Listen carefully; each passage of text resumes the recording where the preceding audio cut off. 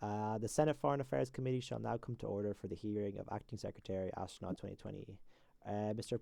Acting Secretary, are you present and able to speak? Yes, I am. All right, thank you. I'll now administer your oath.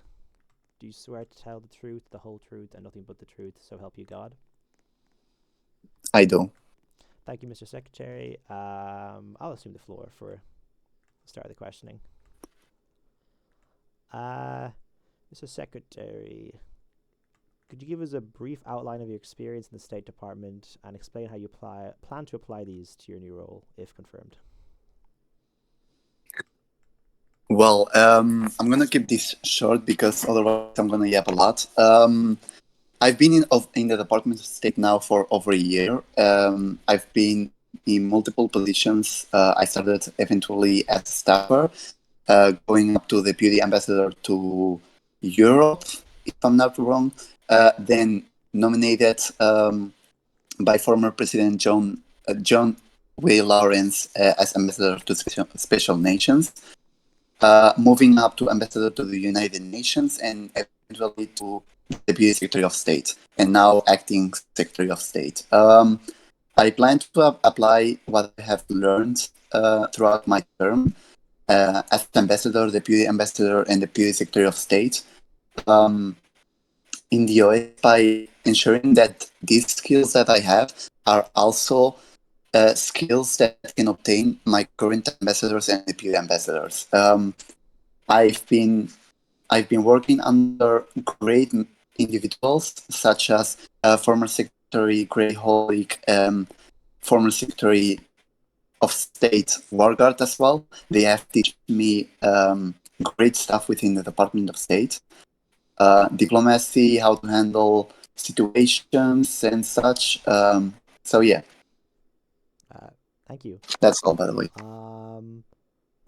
That leads into another question. Are you planning to continue from the plans of former Secretary Gray sites, or do you plan to put DOS on a new path entirely? No, I plan to still work on the plans that were made by former Secretary of State Gray Hollick. I plan to continue working on expanding our treaties within the United Nations as well as mutual defense agreements, and both our international involvement in the UN. All right, I'll ask one more question, then I'll give it the floor to Kirst. What has been your role in conflicts such as wars in the past, and how do you plan to tackle them if met in the future? As you may know, in the past, as ambassador to the United Nations, I have resolved many conflicts. With one in particular, which was very important, was a conflict between the Democratic People's Republic of Korea and the Republic of France. I mediated those talks on my own with both diplomats and got eventually to a peace accord between both nations, which resolved the issue after that. And I have resolved many other issues within the General Assembly as well as Security Council when it comes to conflicts. All right, nice. I am going to yield the floor for now. Thank you, Mr. Chairman. I have a couple questions for you, Mr. Astronaut. So obviously we've had a little bit of a line of questioning that focuses on our involvement in the United Nations. I was kind of curious about what plans, if you have any, in regards to bolstering the activity of, or maybe not even the activity, but the competence of the Department of State itself. So any internal plans you have within the department, I'd love to hear about. Excuse me, you're asking what I plan to do with the activity of the department itself?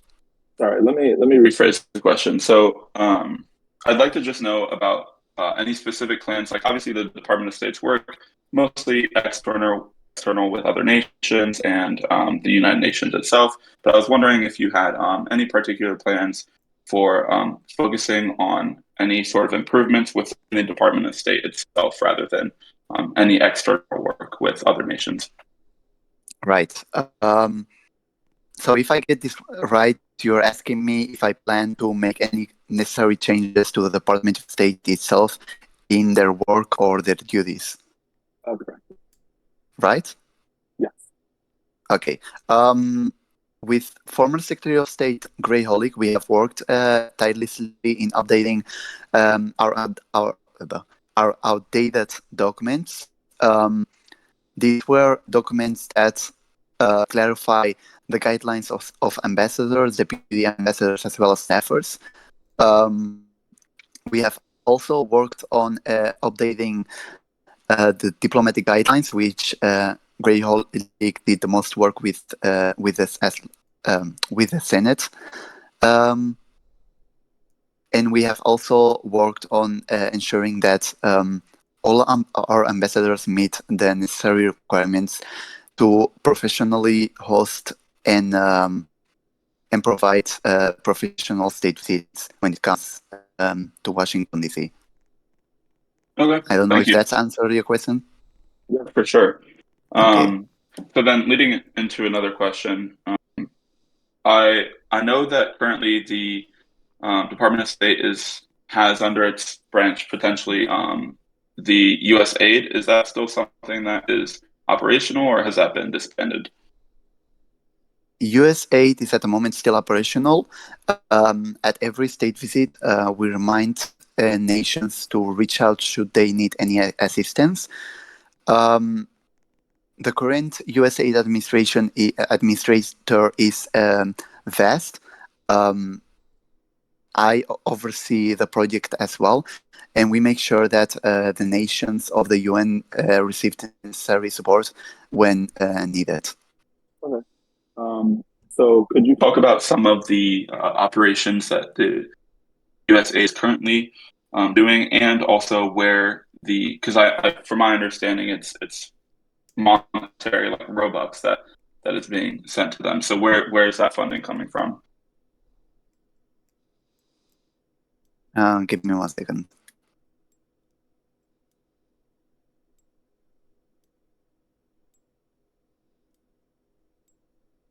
Okay. The funding itself is funded by Mr. Vest, the U.S. administrator. Okay. And then, are there any current projects or relationships that you're fostering based on that funding? So any sort of who are you funding? What have you been funding? Things of that nature. Excuse me, could you repeat the question? Yeah, sure. I apologize for the poor quality of a microphone that I have right now. I have my AirPods because my headset died, but neither here nor there. The question is just basically what are you currently funding through USAID? Are you funding specific nations? Like basically, just walk us through the kind of operations of USAID.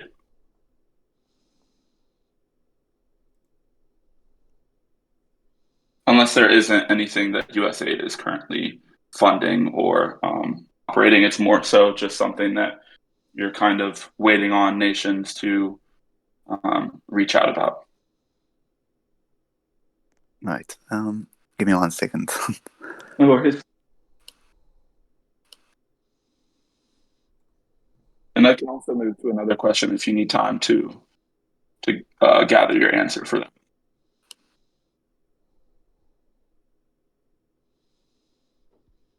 I just want to make sure, we reduce government spending, cut all the government spending as much as possible, Yes, I understand. So I'm gonna say we're funding the nations that are in need of help. So those that request for our assistance, those are the nations that we fund. We don't just fund any nation or applicant nations. We fund nations that are currently in the UN based, and those that we can trust of using the funds properly for the necessary funding. We help them grow with our funding as well as in terms of development. So basically, they come to us, we review, and then we approve based on their application. Okay, gotcha. All right. Thank you for answering that. Just, as I said, wanted to make sure that, we're being efficient with our government spending and we're not letting a dollar go to waste. And that is what my constituents want. So moving on to a little bit of similar line of questioning with the United Nations, how do you view the United States' role in the United Nations? Obviously, there's always been a little bit of contention of whether or not the United States takes too big of a role in determining the direction that the United States or the United Nations is taking. So do you intend on the United States kind of sitting back more in the UN and letting other nations take the lead on how that operates, or do you intend on kind of taking charge and being very involved, much like the former secretary was, Gray Hollick, when she took over as Secretary General of the United Nations? Okay, I apologize to break it here, but I'm hearing a lot of questions in these sentences, and I don't know exactly to what I should respond. Okay, I can simplify it. Basically, do you intend on being more involved in the United Nations as, the United States taking more of a lead in the United Nations, or do you intend on it being more of a role where the United States tends to sit back and let other nations kind of take the lead in the way that the United Nations operates? Right. The United States is known in the United Nations for being one of the most developed nation, and especially with its growth in the UN. I'm going to continue enforcing our foreign policy in being one of the leading nations in the United Nations, setting an example for other nations, especially since as a permanent 5 member. I don't know if that answers your question. No, that's it. Okay, I wanted to keep it as short as possible. No worries. And then also on a similar vein, I wanted to ask about cooperation between the Department of Defense and the Department of State and what that looks like. Obviously, a large part of the activity of the Marine Corps and our military as a whole relies on joint operations. So I wanted to kind of, hear your story of what that kind of relationship looks like and how you help kind of bolster activity within the military itself.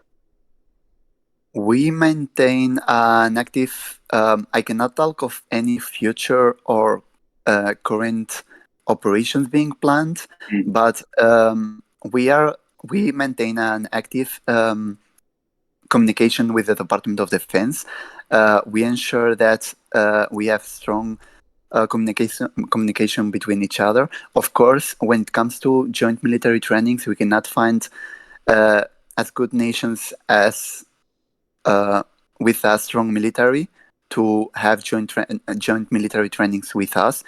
But my team has been working lately in specifically the ambassador to the UN to recruit more nations outside of our UN that bring not only activity but also joint military trainings with other nations. Okay. And then in your opinion, do you believe that joint operations are enough to sustain military activity, or, would you be open to inciting wars perhaps for the purpose of military activity?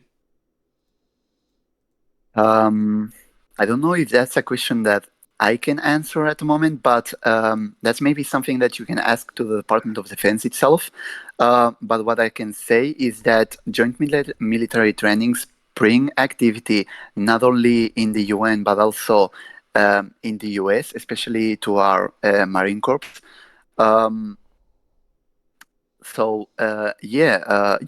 military trainings do actually a lot. Okay, so you wouldn't be open to inciting wars with other nations? I would be or open perhaps to the entire United I would Nations? be open to wars, but the question would be: are there qualified nations ready to participate in them? Has the thought crossed our mind that we want maybe perhaps World War III? Maybe it's the United States versus the entire United Nations perhaps we need to No, go to not at war the with moment. every nation. When I talk Okay. about war, when I talk about wars, I will talk about war games, something that is planned between nations, um, kind of a joint military training, but with multiple nations. That's the kind of wars that I'm talking about. But the United States has no plans to start a World War III with any nations that has not attacked the United States or done anything wrong. Okay, perfect. Thank you. And those are all the questions that I have, so I yield the floor, Mr. Chairman. Thank you. Onwards from World War III and Doomsday. Mr. Secretary, the Department of State has been experiencing high levels of activity as of recent. In your opinion, what are the main factors that have contributed towards this activity, and how do you plan to control them? Okay, thanks, Fast. Okay. I agree that the Department of State has been recently getting a lot of activity, especially since we've been hosting. I've been focusing on hosting state visits abroad. So not only focusing on hosting state visits in Washington D.C., but also expand our diplomatic interests abroad as well in other nations. I have noticed that by doing that, it not only boosts the activity of the United States, but also that of their nation. Okay. Those are all my questions on DOS specifically, but in regards to you, I have one more question. Regarding your position as House Clerk, there have been public conflicts and rumors about your position. Do you plan on personally continuing this role? And if so, are you choosing a deputy clerk / deputy secretary? Right. I've been receiving lately. This is something that I've been discussing lately with the Speaker of the House as well as other senators, which have raised this concern. I'm going to say the same thing as I said to everyone else that DM'd me. My roles holds each and every role holds a different, let's say, importance and duties. So me holding House Clerk or Secretary of the Senate has nothing to do with the role that I hold in the United States cabinet. I will stay impartial in every decision made. I will stay impartial in every ruling made, as well as in my roles. As you have recently seen, in my past role as Chief Public Defender, I have defended multiple clients, one of which was the last one, which was United States v. Arcade Man. Arcade Man was a former senator. The evidence proposed by the prosecution was mostly because of me posting it in a public chat. Prosecution took it out a public channel, and still yet I defended that client because not only am I the Chief Public Defender, the Public Defender's Office defends basically every client that cannot afford a legal lawyer. I don't know if that answers your question. Yeah, it answers half of it. Okay. Not regard to the conflict of interest, but rather the overall activity that's expected of a clerk. You might be on state visits or something. To this end, do you plan on appointing a deputy clerk / Senate secretary? I do plan to appoint a deputy clerk as well as an assistant secretary of the Senate. I have someone for assistant secretary of the Senate in my mind at the moment. I have talked with this individual, and I am planning to appoint the individual hopefully by the start of the 67th Congress, 68th, because we are already in the 67th, 68th Congress. As for the deputy clerk, I do not have at the moment anyone. As you may know, deputy clerk, a house clerk, a secretary of the Senate, assistant secretary of the Senate, is not an easy job. It comes with different duties and different responsibilities. It is also asked that you have some professionalism and some understanding of Congress, and I do not plan just putting anyone there on that spot and having them do the duties of assistant secretary if they don't know where to start or how to act. It's not as simple as putting a representative in the House, let's say. Yep. All right. Thank you, Mr. Acting Secretary. Those are all the questions from me. I'm going to yield the floor. Kirst, do you have any more questions? Yes, I have one very personal question. As an American myself, I have become very concerned with the amount of Europeans that seem to be infesting the United States. What are your thoughts on this? Do you think we should What does deport KBD? Europeans? That's my thought. Okay, thank you. I yield the floor. I don't have any questions. Yo, Chad, I'm Irish. I'll be hearing any motions regarding adjournment. Mr. Chairman, I motion Mr. President Pro Tempore. I motion to adjourn. All right, as the only other member, I second, and the hearing is adjourned. Thank you. Have a Mr. great night, everybody.